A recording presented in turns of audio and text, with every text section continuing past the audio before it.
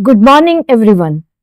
Today, we will begin our discussion on one of the most important concepts in business administration and strategic management, namely strategy. The essence of strategy is the creation of long-term direction that enables an organization to achieve its goals and gain competitive advantage. It involves making decisions, making deliberate choices about where to compete and how to allocate resources. A successful strategy focuses on achieving sustainable performance through purposeful actions and informed decision making. Let's see the evolution of the concept of strategy from military organizations or military origins to modern management. The concept of strategy did not originate in business management. Its roots can be traced back thousands of years to military planning and warfare. The word strategy is derived from the Greek word strategos, meaning the art of the general or the art behaving like a leader. Strato means army or military field or camp or military force. Agos mean to lead, guide, direct or command. In ancient civilizations, military commanders developed strategies to deploy troops, allocate resources and anticipate enemy actions as well as achieve victory with minimum losses. Over time, these principles were adapted to business organizations facing competitive environments. So today we can say that strategy has evolved into a comprehensive management discipline concerned with achieving long-term organizational success. Military origins of strategy can be found in the writings of ancient military thinkers. And one of the most important influential work is of Sun Tzu when he has written The Art of War. That was written around more than 2000 years ago. He wrote that, I quote, "The supreme act of the war is to subdue the enemy without fighting," unquote. It means that with your thinking, with your strategic choices, you can beat your enemy without coming out in the open. Although written for warfares, this principle particularly profoundly influenced business thinkers. Companies today aim not only merely to compete harder, but to shape markets in ways that reduce direct confrontation. Sun Tzu emphasized careful planning, intelligence gathering of information, understanding competitors, flexibility, and the efficient utilization of resources. His statement, I quote, "Know your enemy and know yourself," unquote, remains highly relevant in business environments today, because organizations must understand their strengths, weaknesses, opportunities, threats and competitors. Many of his principles remain relevant to modern strategic management, management even today. His famous idea that victory is achieved through superior preparation rather than direct confrontation parallels modern business strategies, where organizations seek competitive advantage through innovation, differentiation, and superior capabilities. Similarly, Prussian theorist who defined strategy as the use of battles to achieve the objectives of war. So, his emphasis was on aligning military victory or military actions with broader goals and this resembles the managerial requirement of aligning operational excellence, operational activities with organizational objectives of today's modern business organization. Here I would say that as the concept has emerged in military and came into the management boards and company boards, there is one important thing associated with strategy, and that is the element of surprise.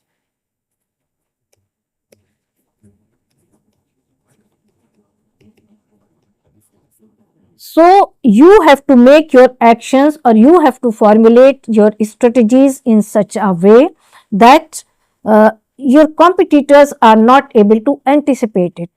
Or we can say the similar idea which was later propagated by Mintzberg in the form of ploy as a strategy.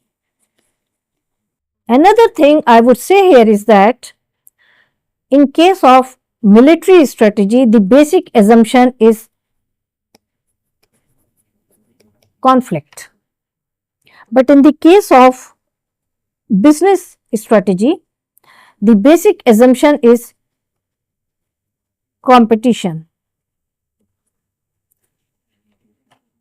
So, in this manner, the focus shifted to competition from conflict, but the element of surprise remained there.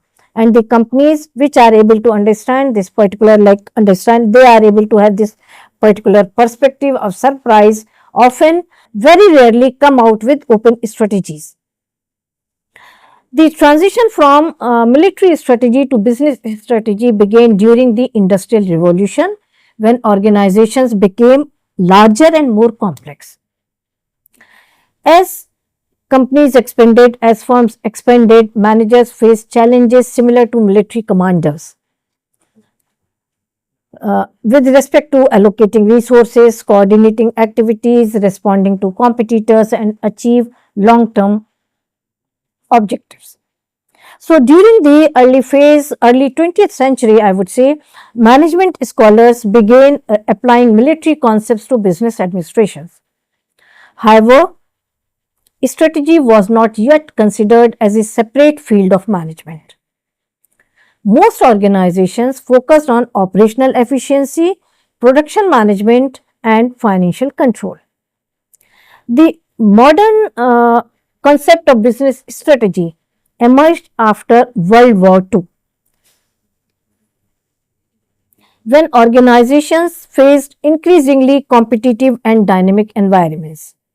During the 50s, strategy was largely associated with budgeting and financial planning, and later on it gave way to strategic planning. As markets expanded, competition became intense. To respond to the market demands also required. And then the era of 60s and 70s, the concept of strategy and the concept of competitive advantage appeared, or strategic planning, the concept of strategic planning emerged.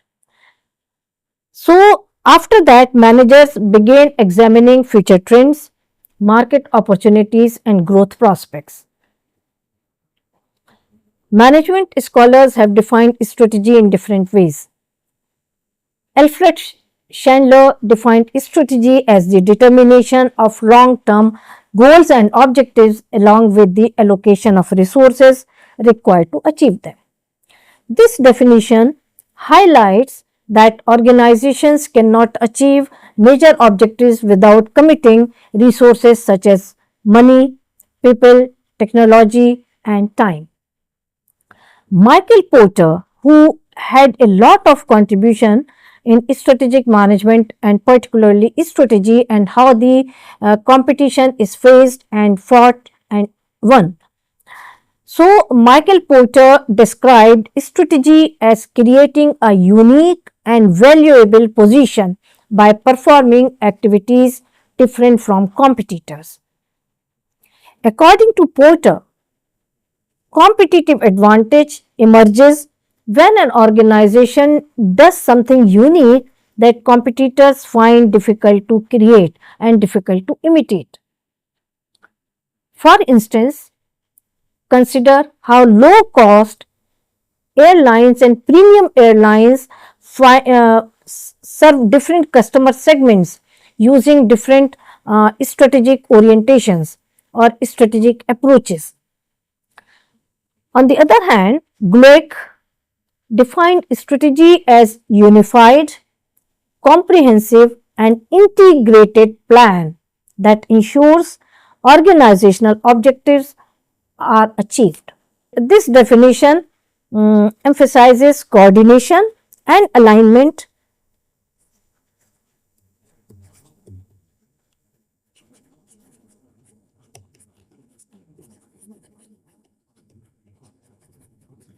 Coordination and alignment in all organizational activities. When these definitions are examined collectively, we understand that strategy is not simply a plan, it is a deliberate course of action that guides an organization toward long term success. Consider two organizations operating in the same industry, but they often achieve very different outcomes. Could the difference be technology, leadership, resource, innovation, or strategic choice? So, the answer of this question lies largely in strategy, because strategy determines how resources are deployed, how markets are approached, and how opportunities are exploited. Thus, I would say that strategy becomes the bridge between organizational aspirations and organizational achievements or effectiveness. The competitive era of 1960, the competitive era which emerged after 1960s, that is of 80s, 1980s and 1990s, was strongly influenced by Michael Porter. Porter argued that organizations achieve superior performance by creating a unique and valuable position within an industry, and that's why his work or leads to positioning school of thought that we will discuss later on. His work shifted attention towards industry analysis using the five forces. It focused on creating cost leadership and differentiation strategy as well as focus strategy. So, strategy became closely associated with gaining and sustaining competitive advantage. That's why I refer two books written by Michael Porter, Competitive Strategy and Competitive Advantage. Managers increasingly analyzed competitors, customers, suppliers and substitute products while making strategic decisions. The 21st century has witnessed another significant evolution in strategic thinking, and that is globalization. Rapid technological transformation, artificial intelligence, sustainability concerns, business environments, etc. So, strategy today is increasingly adaptive, agile, and innovation driven. Organizations must continuously monitor environmental challenges, environmental changes, learn from experience, and revise strategic assumptions. So, this emphasis has shifted from predicting the future to developing capabilities that enable organizations to respond effectively to uncertainty. Now, we move on to one of the most influential contributions in strategic management, namely Ansoff's concept of strategy.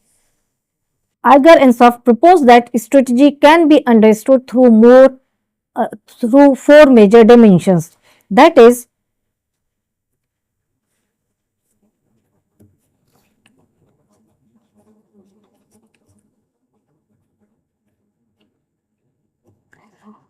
product market scope and product market scope we discuss in terms of the existing markets and existing products. Second is the growth vector. By growth vector, we mean in which direction, whether expansion or what the company is moving. The third is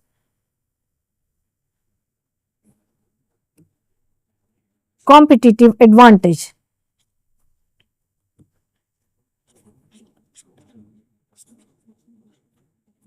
The advantage that company has over its competitors, its unique strengths that allow a firm to outperform competitors. And when we say competitive advantage, we have another concept that is not used by Ansoff, that is known as comparative advantage.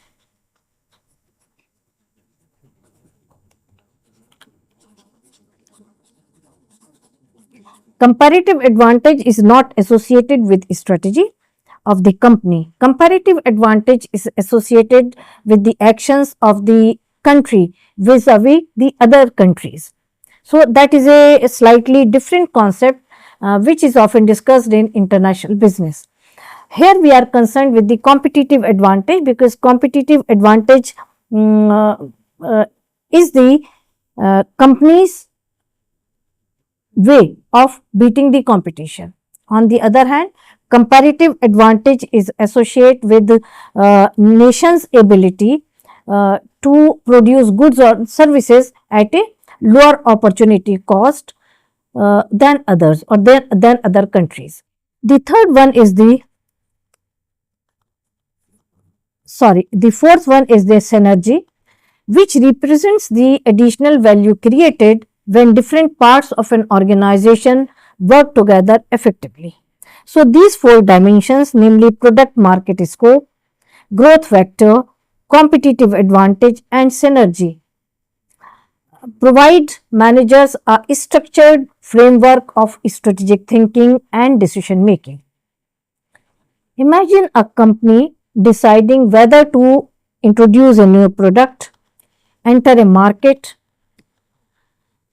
or diversify into a completely different industry. All this is being the company can decide on the basis of the Ansoff's idea of product market scope. Ansoff's framework, I would say, helps managers evaluate such strategic choices systematically when they are going to formulate the corporate level strategies with respect to growth.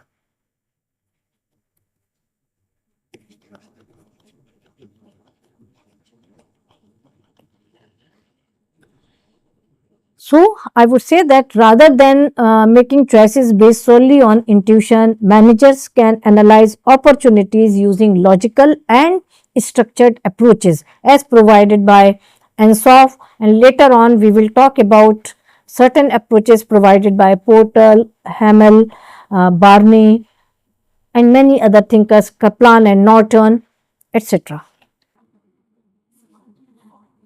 Now, have a look at the four dimensions of Ansoff's strategy.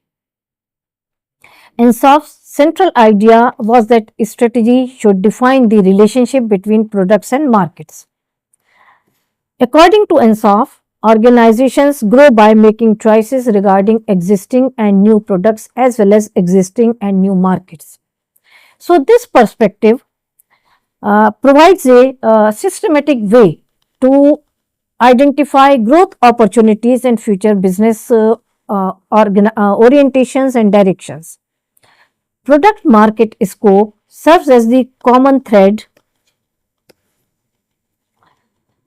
concerning organizational activities and strategic objectives. Managers must decide whether they wish to focus on existing products, develop new products, enter new markets, or pursue combinations of these options. the framework further identifies four major growth strategies, that is market penetration, market development, product development and diversification. These we will discuss in corporate level strategies in week 7.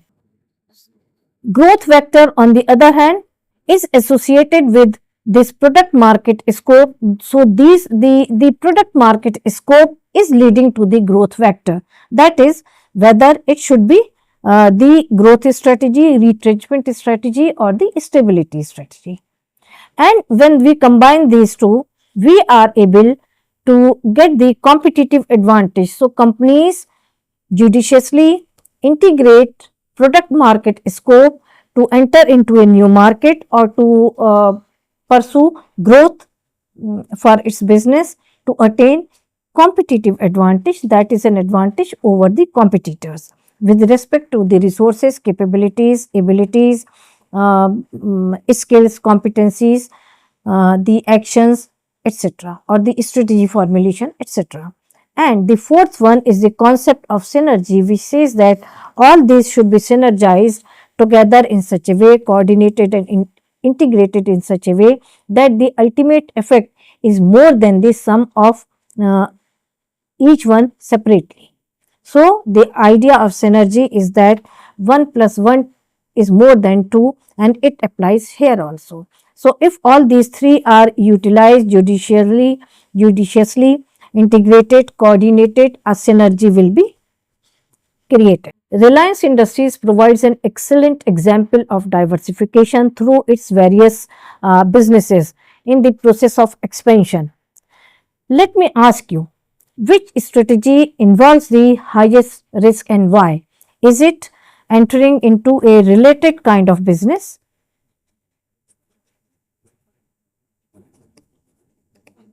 or entering into ultimately in, in a different business that has no relationship with the existing one? The answer would be that diversification as a strategy proposed by Ansoff in its metrics is a very risky strategy, and these market penetration and other strategies as well as diversification we will discuss in detail in corporate level strategies. So, this discussion highlights the importance of carefully evaluating growth opportunities before making strategic commitments.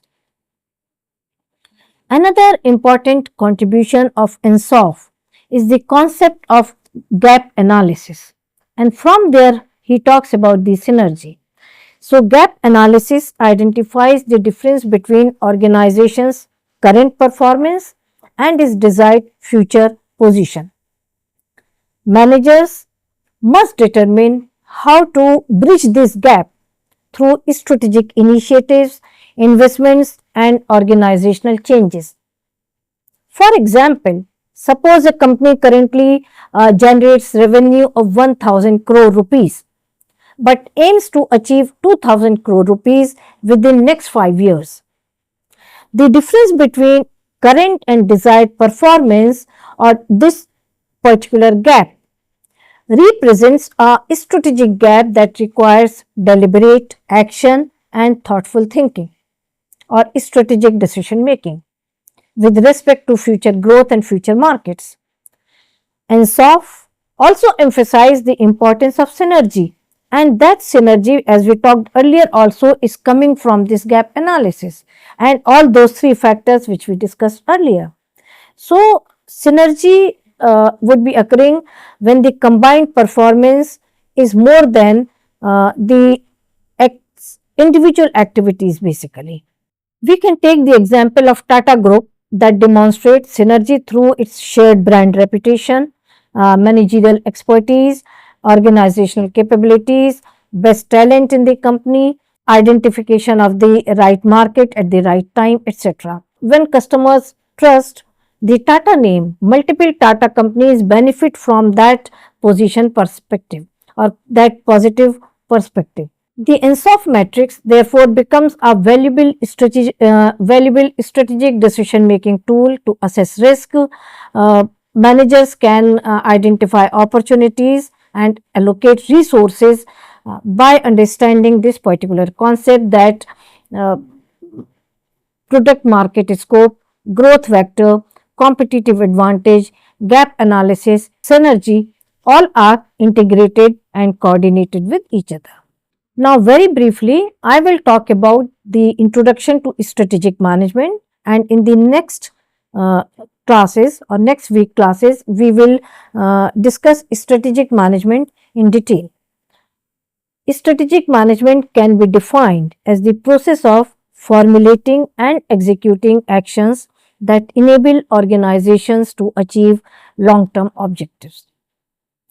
This definition emphasizes that strategic management is both analytical and action oriented. It has four phases.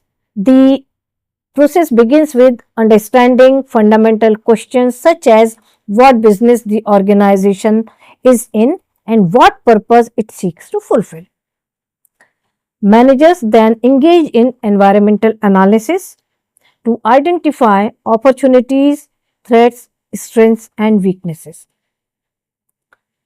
Environmental scanning enables examining economic, technological, political, social, and competitive factors.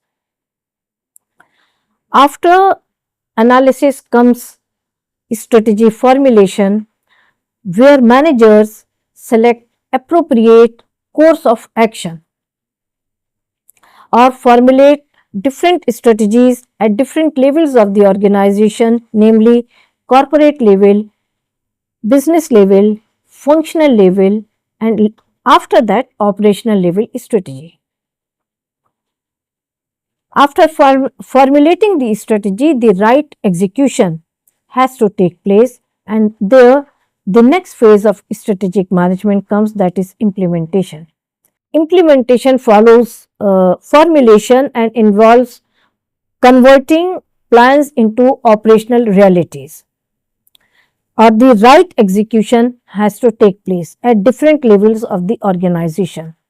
And here at this particular level, the business level strategies and the corporate level strategies which have been formulated and choice which we would be right now adopting leads to implementation with the help of functional level strategies.